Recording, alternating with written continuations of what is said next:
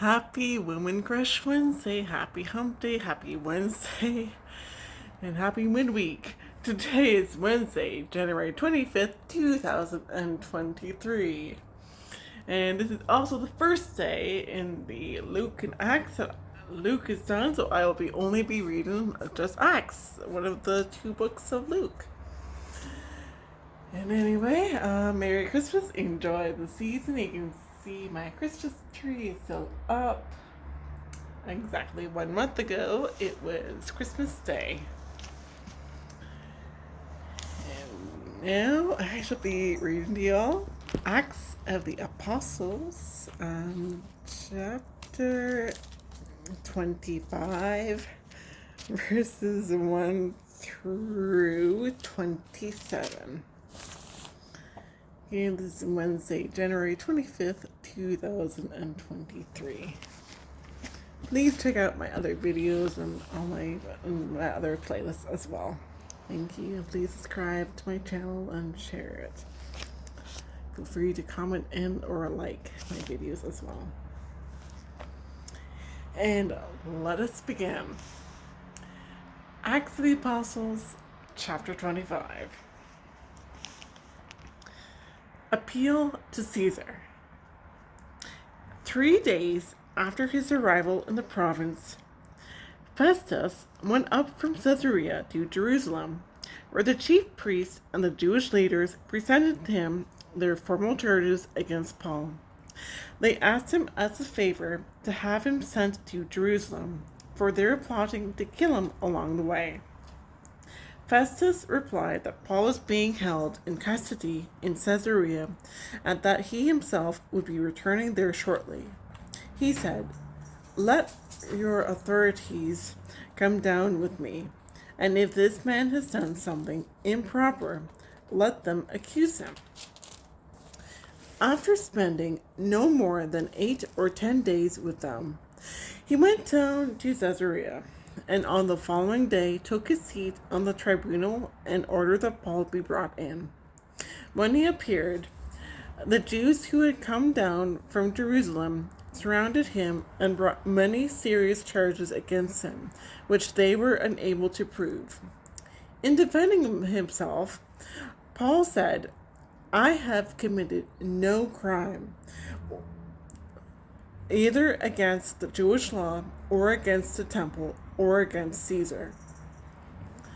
Then Festus, wishing to ingratiate himself with the Jews, said to Paul in reply, "Are you willing to go up to Jerusalem and there stand trial before me on these charges?" Paul answered, "I am standing before the tribunal of Caesar. This is where I should be tried. I have committed no crime against the Jews, as you very well know. If I have committed a crime or done anything deserving death, I do not seek to escape the death penalty. But if there is no substance to the charges they are bringing against me, then no one has the right to hand me over to them. I appeal to Caesar." Then Festus, after conferring with his council, replied, "You have appealed to Caesar you will go." Paul before King Agrippa. When a few days had passed, King Agrippa and Bernice arrived in Caesarea on a visit to Festus. Since they spent several days there, Festus referred Paul's case to the king, saying, "There is a man here left in custody by Felix. When I was in Jerusalem, the chief priests and the elders of the Jews brought charges against him and demanded his condemnation. I answered them that it was not Roman practice to hand over an accused person before he has faced his accusers and had the opportunity to defend himself against their charge. So when they came together here, I made no delay. The next day I took my seat on the tribunal and ordered the man to be brought in. His accusers stood around him, but did not charge him with any of the crimes I suspected. Instead, they had some issues with him about their own religion and about a certain Jesus who had died, but who Paul claimed was alive. Since I was at a loss how to investigate this controversy, I asked if he were willing to go to Jerusalem and there stand trial on these charges. And when Paul appealed that he be held in custody for the emperor's decision, I ordered him held until I could send him to Caesar. Agrippa said to Festus, "I too should like to hear this man." He replied, "Tomorrow you will hear him." The next day, Agrippa and Bernice came with great ceremony and entered the audience hall in the company of cohort commanders and the prominent men of the city, and by command of Festus, Paul was brought in. And Festus said, "King Agrippa, and all you here present with us, look at this man about whom the whole Jewish populace petitioned me here and in Jerusalem, clamoring that he should live no longer.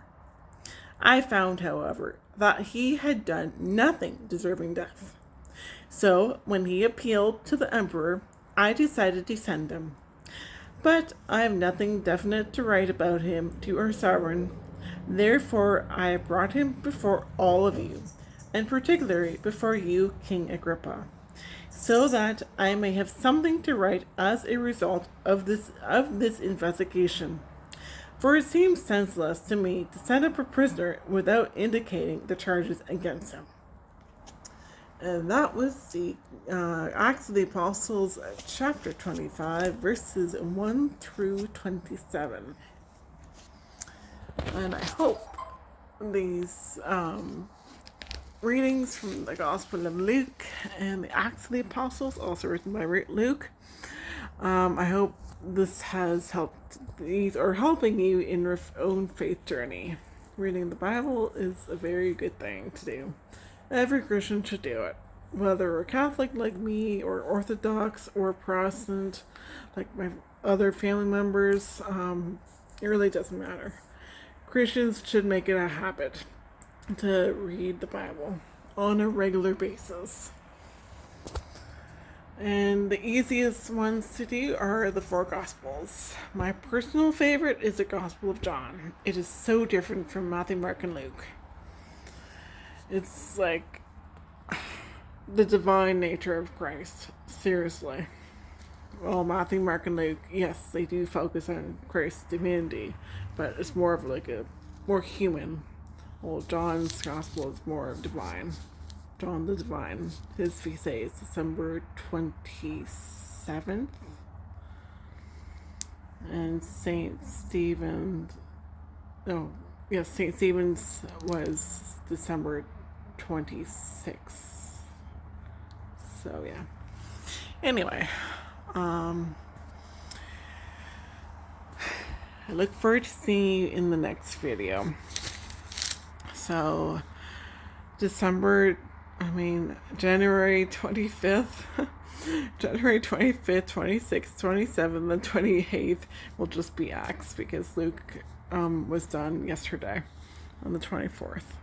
I look forward to seeing you in the next video. And Merry Christmas and enjoy the season.